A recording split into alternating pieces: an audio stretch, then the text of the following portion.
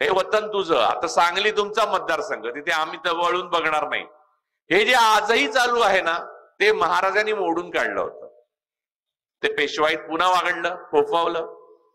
मूळ मुद्दा हा आहे की छत्रपती शिवाजी महाराजांच्या चरित्रामध्ये एवढे अद्भुत क्षण ते सर्वांच्या आयुष्यात आहेत. म्हणजे महात्मा फुलेंच्या आयुष्यात आहेत. त्यांच्यावर मारेकरी घातले होते तेव्हा ब्रिटिश शासन होतं आणि महात्मा फुले अत्यंत हुशार मनुष्य होते, चतुर होते, म्हणून वाचले. अन्यथा महात्मा फुलेंचाही नरेंद्र दाभोळकरच करायला घेतला होता ब्राह्मणवादाने. असं नका समजू की ब्रिटिश होते म्हणून ब्राह्मणवाद शांत बसला होता.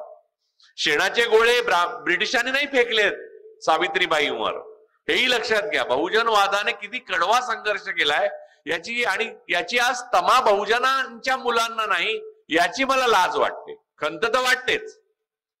खंत वाटणं तर स्वाभाविक आहे. माणूस म्हणून मला खंत वाटते की विचार करणारा माणूस आहे. मला लाज अशासाठी वाटते की हे माझे सहचर होते, हे माझ्याबरोबर वर्गात होते, यांच्याबरोबर मी आयुष्य काढलेलं आहे आणि ते मला आता ब्राह्मणवादाचे व्हॉट्सअप मेसेज फॉरवर्ड करतात. तुम्ही माझ्या लेखनाच्या खाली ट्रोल झालेल्या माणसांची नावं, ट्रोल करणाऱ्या माणसांची क्वचित ब्राह्मण आढळेल. कारण ब्राह्मण मागे राहतात, ते डोक्याने काम करतात, लढायला बहुजनांना पाठवतात. या प्रकारची प्रतिगामित्वाची लढाई.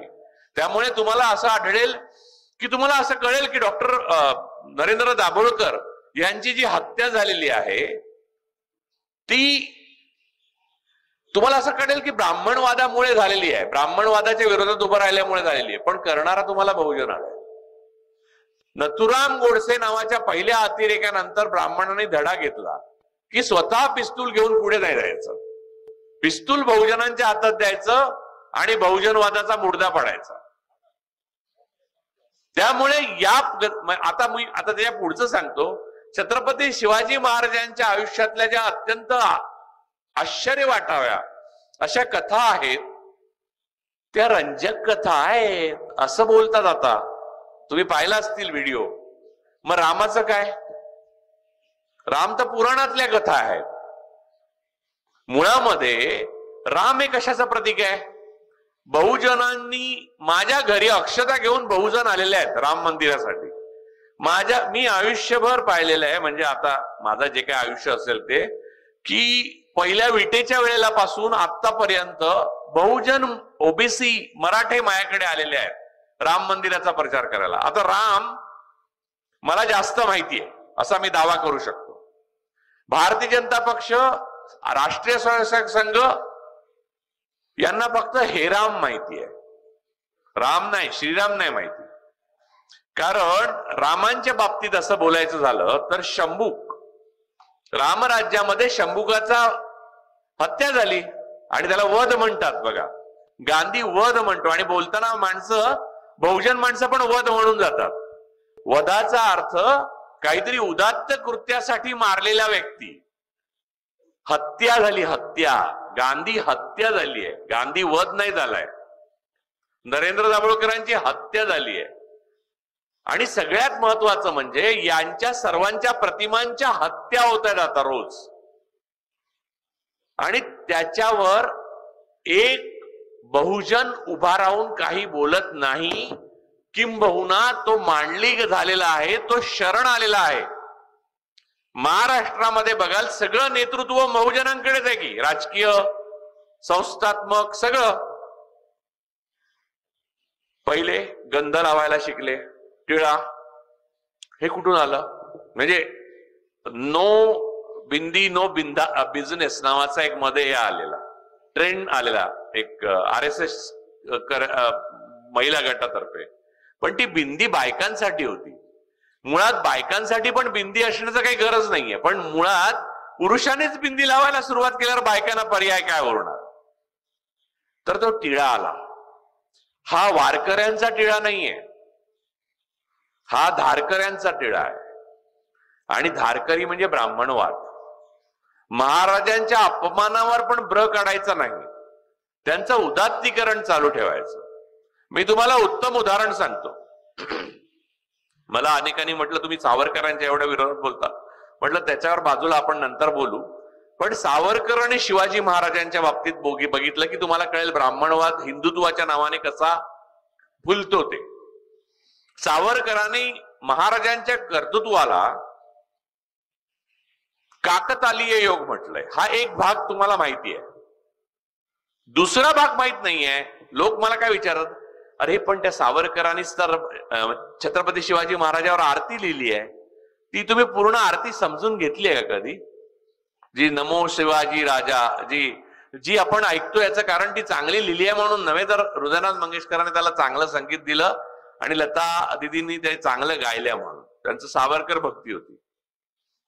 त्या आरतीमध्ये छत्रपती शिवाजी महाराज हे कुळवाडी भूषण होते हे नकारण्याकरता त्यांना देव बनवण्यात आलेलं आहे. पहिले नमो वगैरे करून त्यांना देव बनवलंय पहिली.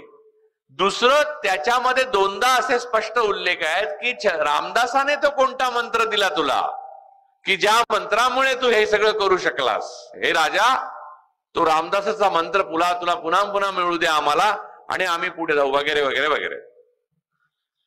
तर मूळ मुद्दा हा आहे, ती आरती वाचा तुम्ही. मला अनेक जणांनी विचारलं, ती आरती हे आजही सरदार वल्लभभाई पटेल हे भारतीय जनता पक्ष दैवत मानतं, ज्यांनी संघावर बंदी पहिले घातली.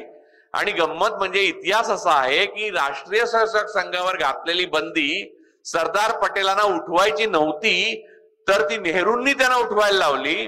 तर पटेलांनी तिरमिरीने पत्र लिहिलं की यासारख्या अतिरेकी संघटनेवर बंदी घालणं योग्य आहे, ती उठवू नये आपण. तर नेहरूंनी त्यांना उत्तर लिहिलं की आपण लोकशाही रिपब्लिक तयार केलेला आहे आणि अशा प्रकारच्या लोकशाहीमध्ये काही लोकांचा, अल्पसंख्याकांचा, बहुसंख्याकांचा विश्वास असलेली कोणतीही संघटना किंवा संस्था आपण कायमस्वरूपी बंदीखाली ठेवू शकत नाही, असं नेहरूंचं पत्र आहे.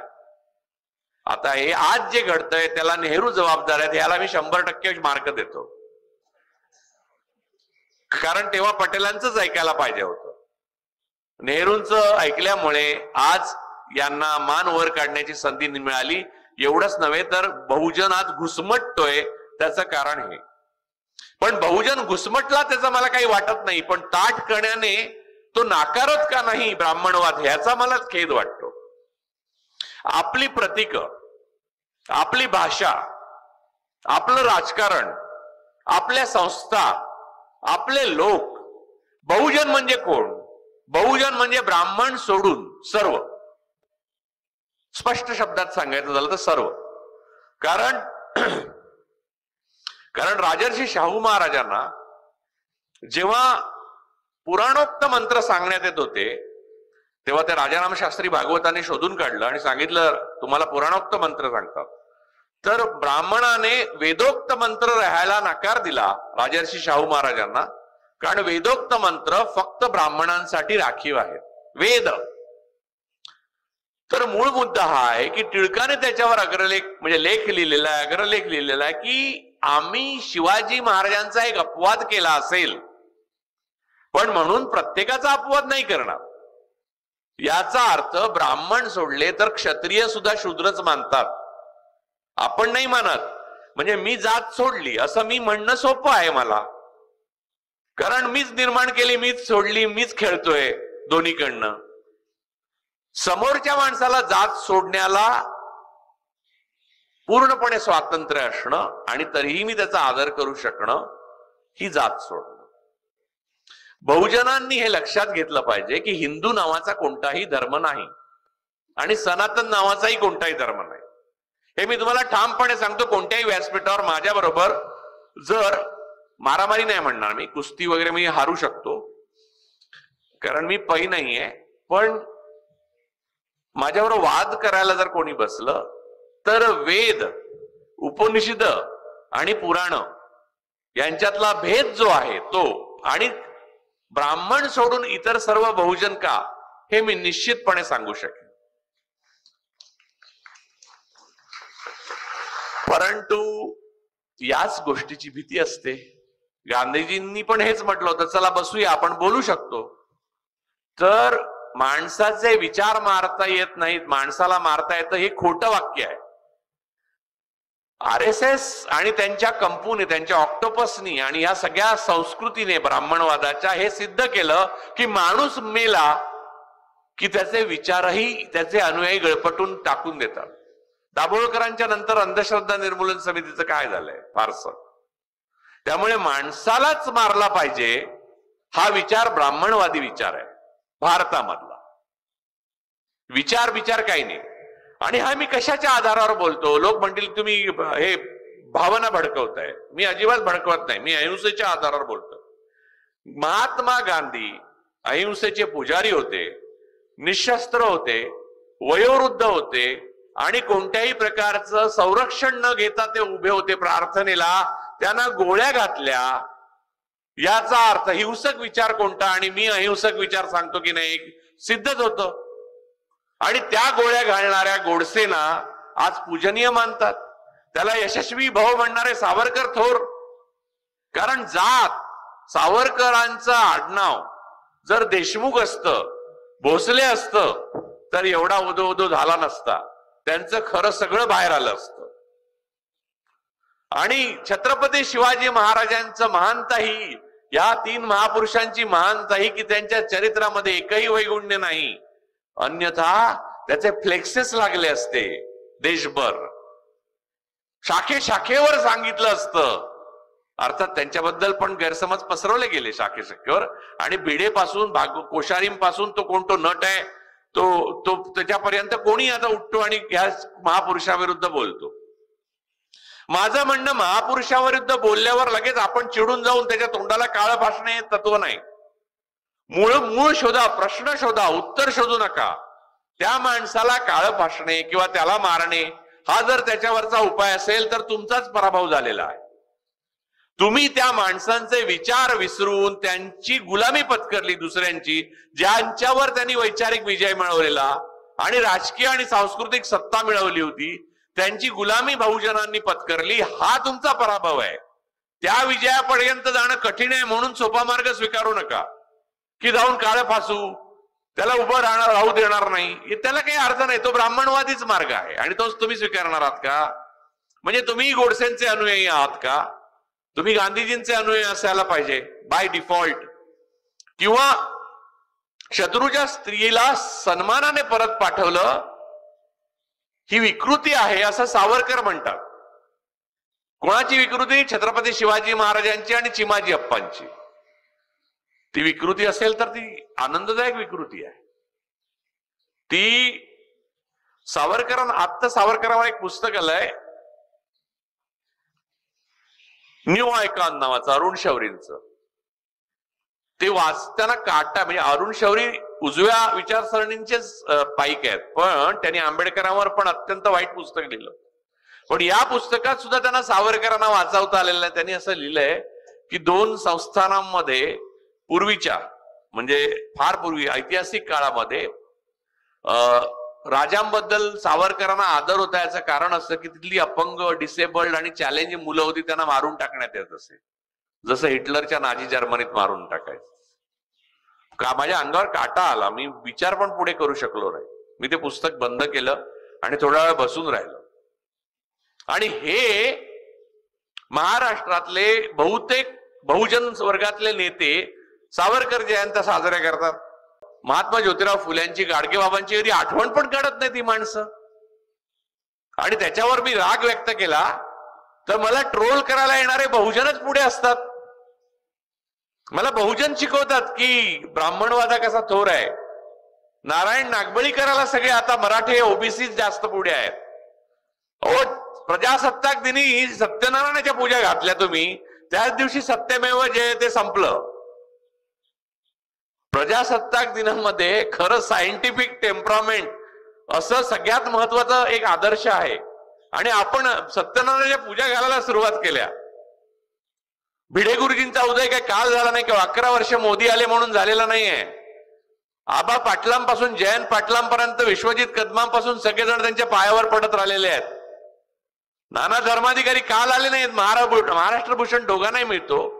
महाविकास आघाडीची 2.5 वर्ष काहीतरी सत्ता होती. महाविकास आघाडी म्हणजे काय धुतल्या नांदाची नाही. महाविकास आघाडी सुद्धा ब्राह्मणवादाचंच अपत्य होतं. मी तुम्हाला त्याच्यावर फार बोलणार नाही. मला सत्ते संदर्भात आत्ता बोलायचं नाही, कारण विषय नाहीये, मी त्याच्यावर येणार आहे. परंतु मी त्या काळामध्ये तुम्हाला सांगतो, 3 जे प्रमुख नेते होते 3 पक्षांचे, त्यांना 10,000 वेळा सांगितलं असेल की डॉक्टर आह साळुंखे आहेत तात्या सातारचे, त्यांना महाराष्ट्र भूषण द्या.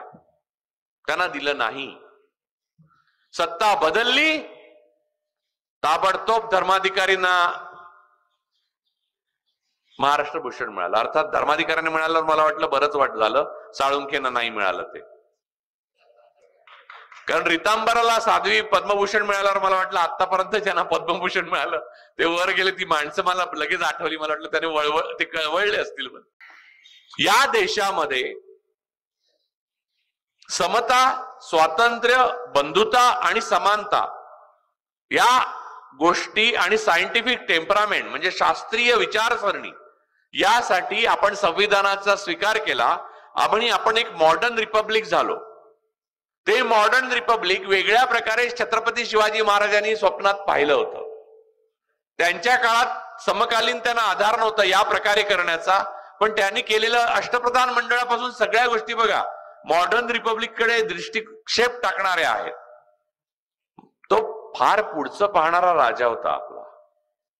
तर या मॉडर्न रिपब्लिकचा स्वीकार केल्यावर आपण सुरू काय केलं, बहुजनांनी आपली पहिली सगळी प्रतीकं गाळात घातली. माफ करा मला, मी तुमच्या समोरच हे बोलतोय, तुम्ही मला आशा आहे रागावणार नाही, कारण मी बोलतोय ते एका तळमळीने बोलतो. किंबहुना हे न बोलता मी दुसरंच बोलीन तर मला जास्त फायदा होईल. फक्त एवढंच विचार करा की मी हे बोलतोय यामुळे बटाटे किंवा गहू माझ्या घरी येणार नाहीये. आली तर अंगावर अंडी येतील किंवा टोमॅटो, चपला येण्याची शक्यता जास्त, गोळी येऊ शकते. परंतु मुद्दा लक्षात घ्या, तुम्ही तुमची प्रतीक विसरला.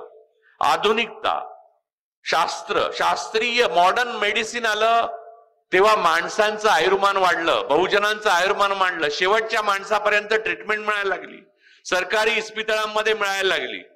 आपण सगळे बघा या वयोगटाचे, माझ्या वयोगटातले जे लोक असतील अगोदर नंतरचे, ते सरकारी शाळांमध्ये शिकलोय आणि तरी सुद्धा आपलं इंग्रजी चांगलं होतं, गणित चांगलं होतं, सायन्स चांगलं होतं आणि इतिहासाचं आपल्याला जास्त ज्ञान आहे. अर्थात त्याचा उपयोग काय झाला नाही ती गोष्ट वेगळी.